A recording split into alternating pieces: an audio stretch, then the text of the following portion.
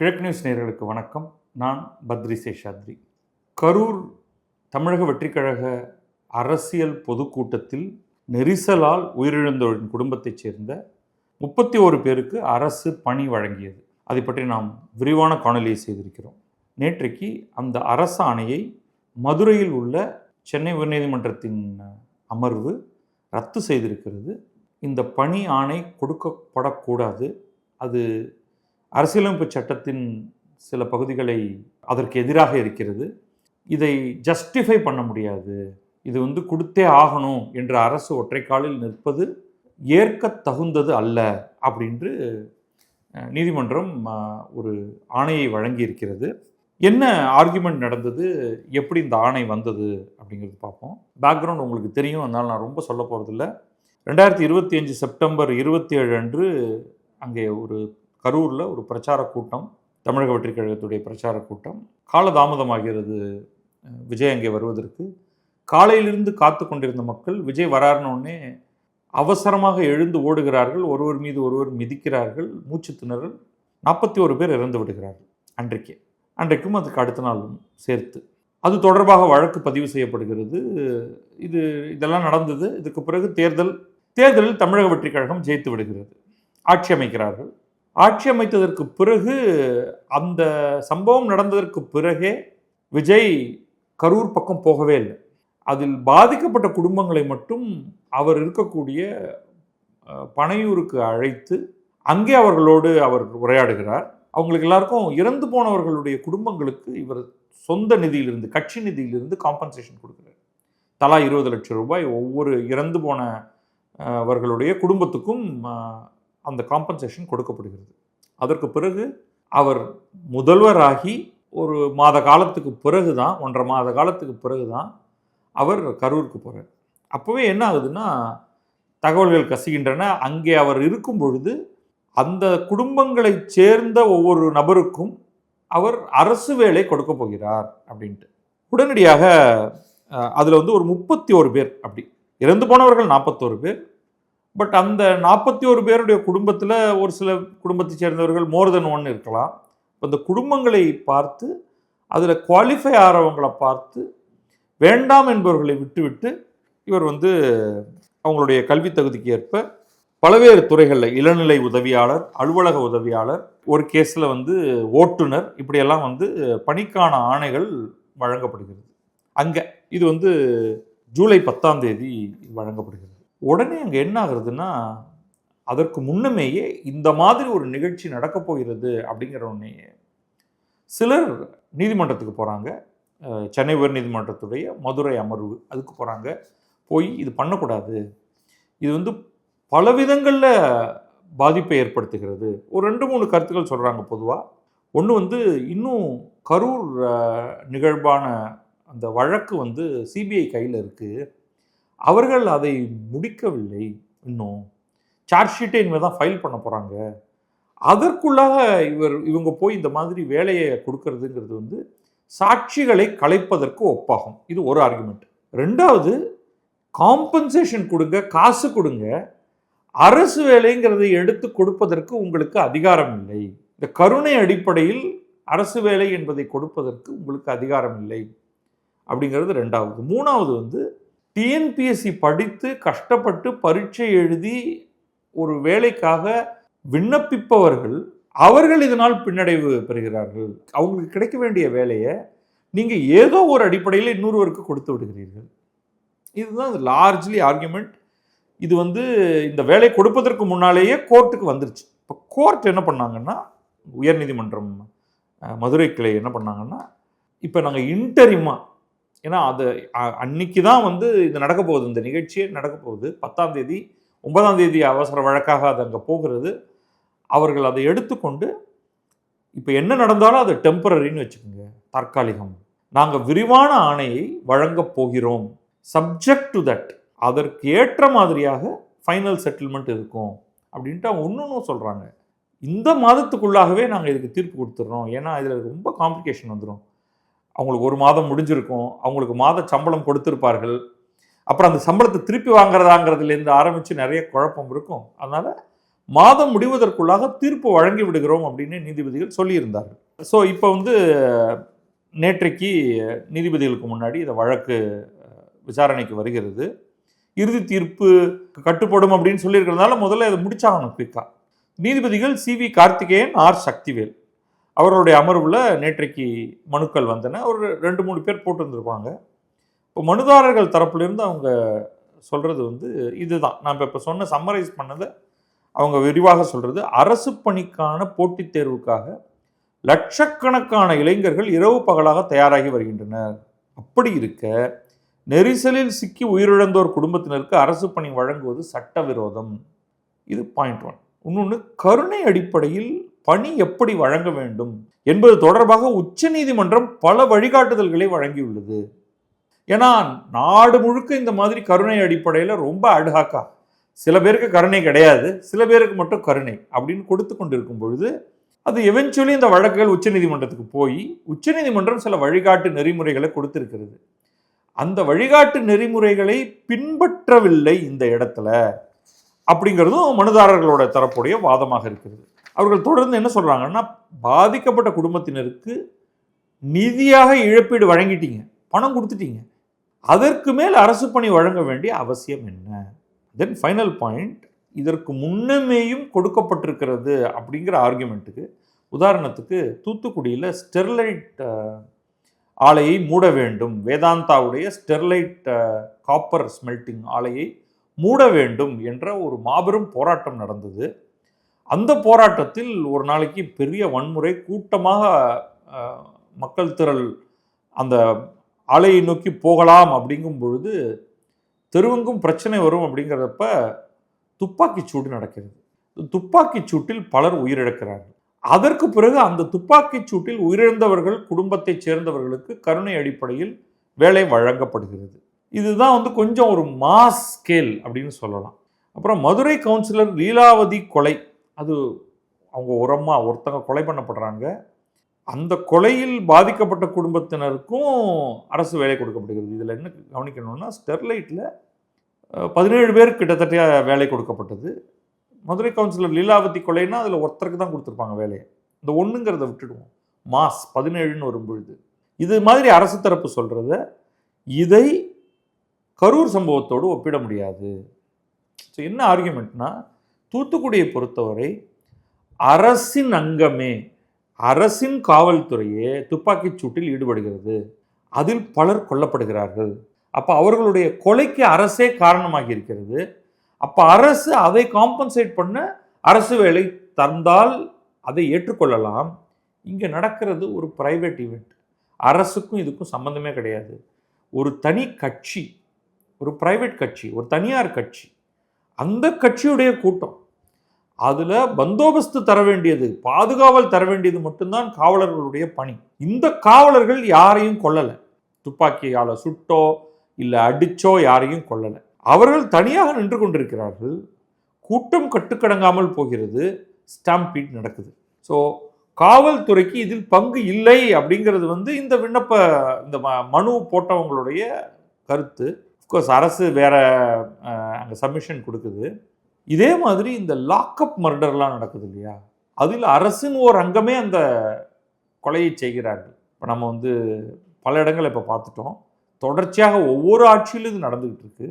சாத்தான்குளத்தில் 2 தந்தையும் மகனும் அடித்து கொல்லப்பட்டார்கள் லாக்அப்பில் வைத்து காவல்துறையால். அதுக்கு பிறகு திருப்புவனத்தில் அஜித்குமார் என்ற இளைஞர் ஸ்பெஷல் டாஸ்க் ஃபோர்ஸ்னால் அடித்து சித்திரவதை செய்து கொல்லப்படுகிறார். அதற்கு பிறகு சபரிவர்மன் என்ற இளைஞர் ஜெயிலுக்குள் வைத்து, இது உள்ளூர் கிளை சிறைச்சாலை ஜுடிஷியல் ரிமாண்டில் உள்ளே போனவர், நீதிமன்ற காவலுக்காக உள்ளே போனவர், for some surprising reason jail காவலர்கள் அடித்து கொலை செய்கிறார்கள். இப்போ இது எல்லாத்துலேயும் அரசின் அங்கம் சம்பந்தப்பட்டிருக்கு. அதனால் உங்களுக்கு காம்பன்சேஷன் அரசு வேலை என்று சொன்னால் கூட பரவாயில்லைங்க. பட் கரூர் சம்பவத்தில் எப்படி அப்படிங்கிறது மனுதாரர் தரப்பு கேள்வி. இதுக்கு அரசு தரப்பு என்ன பதில் சொல்லுதுன்னா, பாதிக்கப்பட்ட குடும்பத்தினருக்கு தற்காலிக பணியே, அதுவும் சாதாரண பணியே வழங்கப்பட்டது. தற்காலிக பணி கொடுக்கல, நிரந்தர பணி தான் கொடுக்க வந்தாங்க. கோர்ட் உத்தரவுனால அது தற்காலிக பணியாக ஆகியிருக்கிறது. ஒன்று.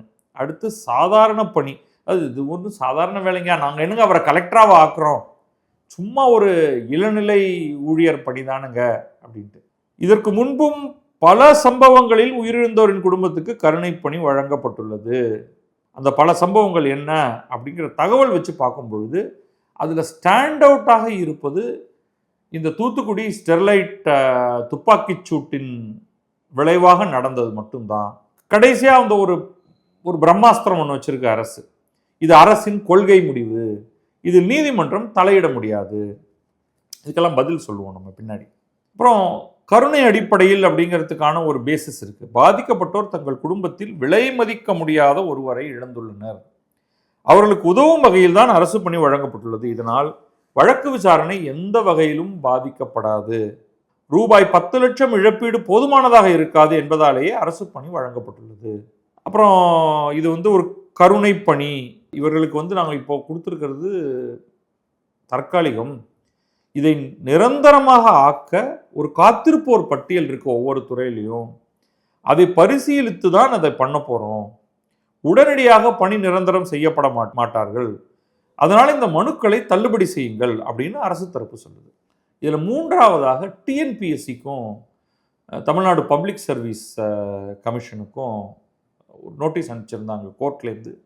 ஸோ அவங்க இதுக்கும் எங்களுக்கும் சம்மந்தமே இல்லைங்க அப்படின்ட்டாங்க. அதாவதுங்க, இந்த பணியை நிரந்தரம் செய்யணும்னா டிஎன்பிஎஸ்சி கிட்ட பர்மிஷன் கேட்கணும். அதுக்கு இந்த ஆர்டர்லேயே டிஎன்பிஎஸ்சி கிட்ட கேட்க வேண்டிய தேவையில்லைன்னு சொல்லிட்டாங்க. அதனால் எங்களை விட்டுருங்கய்யா அப்படின்ட்டாங்க. ஸோ அரசோடைய ப்ரெசன்டேஷன்லேயே ஒரு சின்ன கேப் இருக்குது. ஒரு பக்கம் காத்திருப்பு பட்டியலை வைத்து நாங்கள் பர்மிஷன் பெற்று டிஎன்பிஎஸ்சிலேருந்து தான் நாங்கள் இதை பணி நிரந்தரம் செய்வோம் அப்படின்னு சொல்லிட்டு, இந்த பக்கம் டிஎன்பிஎஸ்சி சொல்லுது இந்த வேலைகளுக்கெல்லாம் உங்களிடம் அனுமதி கோர வேண்டிய தேவை இல்லைன்னு அரசே சொல்லிருச்சுங்க அப்படின்ட்டாங்க. இதற்கு பிறகுதான் நீதிபதிகள் ஒரு விரிவான உத்தரவை பிறப்பிக்கிறார்கள். இதில் கோர் ஆப்ரேட்டிங் பாயிண்ட் எங்கேருந்து வருதுன்னா, கருணை அடிப்படையில் வேலை அப்படின்னு பார்த்தீங்கன்னா ஏற்கனவே ஒரு பாலிசி இருக்கு. அது என்னன்னா, ஏற்கனவே அரசு பணியில் இருக்கக்கூடிய ஒருவர் அவர் பணி செய்யும் பொழுது இறந்து விடுகிறார் அல்லது இன்வேலிட் ஆகி விடுகிறார். அதாவது ஏதோ ஒரு ஆக்சிடெண்ட்டில் கால் போயிடுது, கண்ணு போயிடுது அப்படின்னு வச்சுப்போம். அப்போ அவரால் பணி செய்ய முடியாது. அந்த மாதிரியான ஒரு நிலையில் இவருக்கு பதிலாக இவரது குடும்பத்தைச் சேர்ந்த ஒருவருக்கு அவருடைய கல்வி தகுதியை பொறுத்து வேலை தரப்படும். ஏன்னா அந்த குடும்பம் நடுத்தருவில் நிற்கக்கூடாதுங்கிறதுக்காக. அது ஒன்று மட்டும்தான் மிக தெளிவாக அரசின் விதிமுறைகளில் உள்ளது. இந்த பிரச்சனை இங்கே என்னன்னா, கரூர் சம்பவத்தில் பாதிக்கப்பட்ட ஒருவர் கூட ஏற்கனவே அரசு வேலையில் கிடையாது. அப்போ அரசு வேலையில் இல்லாத ஒருவருக்கு அவர் இறந்து போனால் அந்த குடும்பத்துக்கு கொடுக்கணும் என்ற அவசியம் இல்லை. விதிக்குள்ளேயே அது வரல. ஒன்று. ரெண்டாவது, இந்த இறப்புக்கு யார் காரணம்? அரசு காரணமாக இருந்தால் அரசு நான் பணமாகவும் இழப்பீடு தருகிறேன், வேலையும் போட்டு தரேன் என்று சொல்லலாம். அரசு காரணம் இல்லை. இப்போ இங்கே தான் அரசு தரப்பு என்ன சொல்லுதுன்னா, இல்லைங்க போலீஸும் ஒரு விதத்தில் இதுக்கு காரணம், போலீஸ் தான் காரணம் அப்படின்ட்டாங்க. அதை நீதிமன்றம் ஏற்றுக்கொள்ள தயாராக இல்லை. அதுக்கப்புறம் அவங்க என்ன சொல்கிறாங்க, எப்பா பல்வேறு இடங்களில் விபத்து நடக்குது. உதாரணத்துக்கு அரசு பேருந்தே விபத்து நடக்குது. அரசு பேருந்து ஒரு ஆளை அடித்து கொண்டுடுது. அப்போ என்ன பண்ணுறது? அவர் குடும்பத்தை சேர்ந்தவருக்கு உடனே அரசு வேலை தரணுமா? ஒன்று. ஒரு ஆண்டுக்கு எத்தனை பேர் ஆக்சிடெண்ட்டில் இறக்குறாங்க, அதில் எத்தனை பேர் அரசு பேருந்தில் மோதி இறக்கிறார்கள். அப்போ அவர்களுக்கெல்லாம், அவர்கள் குடும்பத்தை சேர்ந்தவர்களுக்கெல்லாம் அரசு வேலை கொடுக்கணும்னா என்ன ஆகுது? அடுத்தது சிவகாசி பட்டாசு ஆலை அவங்க ஸ்பெசிஃபிக்காகவே மென்ஷன் பண்ணுறாங்க. ஏன்னா இது நடந்து சொல்லிகிட்டே இருக்கும் பொழுது ஒரு 2 நாளைக்கு முன்னாடி ஒரு இல்லீகல் பட்டாசு ஆலையில் விபத்து, 2 பேர் மரணம். அதுக்கப்புறம் நமக்கு இன்னொன்று இருக்குது. இதில் அரசு சம்மதம் இருக்கா இல்லையான்னு நீங்களே முடிவு பண்ணிக்கோங்க. கள்ளச்சாராயம் குடித்து இறப்போர் அவங்க குடும்பத்தில் இருக்கிறவங்களும் பாதிக்கப்படத்தானே செய்கிறாங்க. அவங்க என்ன சொல்லுவாங்கன்னா, ஐயா இது டபுள் ட்ரிப்பிள்ங்க. முதல்ல இவர் குடும்பத்துக்கு பணம் தராமல் அதை வேற எடுத்து கொண்டு போய் குடிச்சிடுறாரு. இப்போ இறந்தும் போயிட்டாரு. கடன் வாங்கி வேற குடிச்சு வச்சிருக்காரு. அந்த கடன் வேற நாங்கள் கட்டி ஆகணும், நாங்கள் நடுத்தரவில் நிற்கிறோம் அப்படின்னா அதை ஒரு பாலிசியாக்க முடியுமா? இது என்னுடைய கேள்வி. இப்படி வருது. இராணுவத்தில் உயிரிழப்போர் குடும்பத்தினருக்கு அரசு பணி வழங்குவதாக அரசு தரப்பு கூறுகிறது. பட் இராணுவங்கிறது இதுவும் ஒன்றா? இராணுவங்கிறது அரசு ஊழியர்கள் இறந்தால் அவர்களுடைய குடும்பத்தவருக்கு வேலை கொடுக்குறோமோ அதே மாதிரி தான் இராணுவம்ங்கிறது அரசின் ஒரு அங்கம். அவங்க நாட்டை காப்பதற்காக அவங்க வந்து எல்லையில் போராடி கொண்டிருக்கிறார்கள். உயிர் போகிறது, ஏதோ ஒரு துப்பாக்கிச்சூடு அல்லது பனிச்சரிவு, இந்த மாதிரி எவ்வளவோ கஷ்டமான நிலையில் அவர்கள் உயிர் துறக்கிறார்கள். அப்போ அவர்களுடைய குடும்பத்தை சேர்ந்தவர்களுக்கு வேலை செய்யறதையும், ஒரு கட்சியுடைய ஒரு மாநாட்டுக்கு போகிறேன் என்று சொல்லிவிட்டு அங்கே கூட்ட நெரிசலில் இறந்து போகிறவர்களும் ஒன்றா அப்படிங்கிறது அதை ஒப்பிட முடியாது. இதையெல்லாம் ஏற்றுக்கொண்டால் உயிரிழப்போரின் குடும்பத்தினர் அனைவரும் அரசு வேலை கேட்பார்கள். இதனால் அரசு நிர்வாகம் பாதிக்கும். கருணை அடிப்படையிலான வேலை என்பது அரசு பணியில் இருந்து உயிரிழப்போரின் வாரிசுகளுக்கு வேலை வழங்க மட்டுமே பொருந்தும். அந்த மட்டுமே தான் அங்கே ஆபரேட்டிவ், ஒன்லி அப்படின்ட்டாங்க. அதுக்கடுத்து இந்த போட்டித் தேர்வுகள் மூலமாக, டிஎன்பிஎஸ்சி மூலமாக வேலை வாய்ப்புக்காக காத்திருப்போர் பற்றி பேசுகிறாங்க. லட்சக்கணக்கானவர்கள் அரசு வேலை கிடைக்குமா என்று காத்து கொண்டிருக்கிறார்கள். அது பற்றிய விவரங்களை எல்லாம் டிஎன்பிஎஸ்சி அளிக்கும் என்று எதிர்பார்த்தோம். ஆனால் அவர்கள் பணி நிரந்தரத்திற்கு ஒப்புதல் பெற விலக்கு பெறப்பட்டுள்ளது என்று மட்டுமே தெரிவித்துள்ளனர். கரூர் சம்பவத்தில் உயிரிழந்த குடும்பத்தினருக்கு அரசு உதவி செய்வதாக இருந்தால் எவ்வளவோ விதத்தில் உதவி செய்யலாம். அதே அரசு வேலை தான் உதவியா? அது ரொம்ப நியாயமான கேள்வி. நீதிபதிகளே இதை பற்றி சொல்றாங்க. நீங்க அவங்களுக்கு நிதி உதவி கொடுங்க, one time X Gracia amount. மாதம் பென்ஷன் கொடுக்குறீங்களா, அது கூட பரவாயில்ல. திறன் பயிற்சி கொடுக்குறீங்களா அந்த குடும்பத்தை சேர்ந்தவர்களுக்கு சுய தொழில் செய்வதற்கு, அது பரவாயில்ல. இல்லை அந்த குடும்பத்தை சேர்ந்த குழந்தைகளுக்கு கல்வி நிதி மாதிரி ஏதாவது கொடுக்குறீங்களா, அது செய்யலாம். அதெல்லாம் பயனுள்ளதாக இருக்கும். ஆனால் அரசு வேலை தான் தருவேன் அப்படிங்கிறது வந்து நியாயமற்றது. அரசு பணியில் எதுவும் சாதாரண பணியில் இல்லைங்க, ரொம்ப லோ எண்ட் ஜாப் தான் கொடுத்துருக்கோம் அப்படின்னு சொல்கிறீங்க. அப்படியெல்லாம் ஒன்றுமே கிடையாது. எந்த ஜாபாக இருந்தாலும் எல்லாமே ஒரே அரசு வேலை தான். எனவே கரூர் கூட்ட நெரிசலில் உயிரிழந்தோரின் குடும்பத்துக்கு அரசு பணி வழங்கி பிறப்பித்த அரசு ஆணை ரத்து செய்யப்படுகிறது அப்படின்னு சொல்லிட்டு, இந்த மாதம் முடிவதற்குள்ளாக, மாத சம்பளம் போடப்படுவதற்குள்ளாக இதை நாங்கள் வந்து கேன்சல் பண்ணிட்டோம் அப்படின்னு சொல்லிட்டாங்க. இது வந்து 17 நாட்களில் விசாரணை முடிந்தது. அதாவது 10ஆம் தேதி ஜூலை 10 வந்தது, ஜூலை 27 தீர்ப்பு கொடுத்துட்டாங்க. அரசு தரப்பிலிருந்து சட்டத்துறை அமைச்சர் நிர்மல்குமார், இதுக்கு நாங்கள் மேல்முறையீடு செய்ய போகிறோம், நாங்கள் உச்சநீதிமன்றம் போக போகிறோம் அப்படின்னு அவங்க மேல்முறையீடு செய்ய சொல்லிட்டாங்க. நாங்கள் வந்து பாதிக்கப்பட்ட மக்களின் பக்கம் நிற்கவே விரும்புகிறோம். இந்த வழக்கில் பணி நியமனம் பெற்ற பயனாளிகள் எதிர் மனுதாரர்களாக சேர்க்கப்படவில்லை, அவர்களிடம் கருத்தே கேட்கல.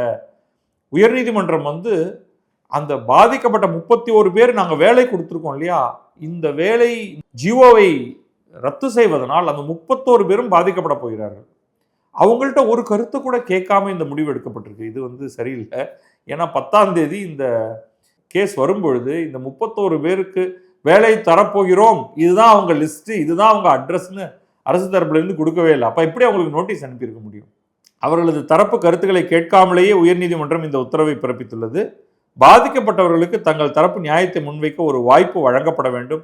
அவங்க பாதிக்கப்பட்டவர்களை பற்றி பேசவே இல்லை. அரசு தான் அவங்களுக்காக பேசிக்கிட்டு இருக்கேன். அவங்க பேசுறது, இது வந்து அரசுக்கு கொள்கை வகுக்கும் அதிகாரம் இருக்கிறது, ஆனால் அது அரசியலமைப்பு சட்டத்துக்கு எதிராக இருக்கிறதா, அதுதான் அவங்க பார்க்குறாங்க.